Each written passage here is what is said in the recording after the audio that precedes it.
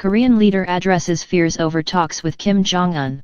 Seoul, South Korea. South Korean President Moon Jae-in on Wednesday downplayed concerns that the resumption of inter-Korean dialogue will be accompanied by an easing of international sanctions and pressure on North Korea over its nuclear program. Moon made the comments in a meeting with political party leaders a day after South Korea announced an agreement with the North to hold a rare summit in April. Senior South Korean officials who met with North Korean leader Kim Jong Un in Pyongyang on Monday also said the North expressed a willingness to hold talks with the United States on denuclearization and normalizing ties. Conservative opposition leaders expressed concern during Wednesday's meeting at Seoul's presidential palace that North Korea could use the talks as a way to reduce the pressure, and also questioned whether the North is genuinely interested in abandoning its nuclear weapons. The sanctions and pressure on North Korea aren't maintained by South Korea alone, these are actions based on UN Security Council resolutions, and then there are strong unilateral sanctions imposed by the United States, Moon said, added that the pressure on the North could only be reduced by substantive progress on denuclearization.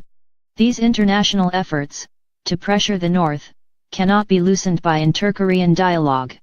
We don't aim for that to happen, and it's also impossible. Moon's presidential national security director, Chung Eui-yong, who led the South Korean delegation that met with Kim, is to leave for the United States on Thursday to brief U.S. officials on the outcome of his trip to the North. Chung told reporters on Tuesday that he received a message from North Korea intended for the United States, but didn't disclose what it was. The fact that the North wants to talk at all is almost certainly due to economic sanctions biting the regime hard. The U.S. is keeping up its so-called maximum pressure strategy against North Korea, announcing new sanctions on Monday, CBS News correspondent Holly Williams reports. Japan has responded cautiously to the South Korean announcement of summit talks, saying Tokyo's policy of keeping maximum pressure on North Korea is unchanged. Chief Cabinet Secretary Yoshihide Suga said Wednesday that dialogue for dialogue's sake is meaningless and that the Allies should fully take into consideration lessons from our past dialogues with the North, none of which achieved denuclearization. He said Japan is on the same page as the United States, citing U.S.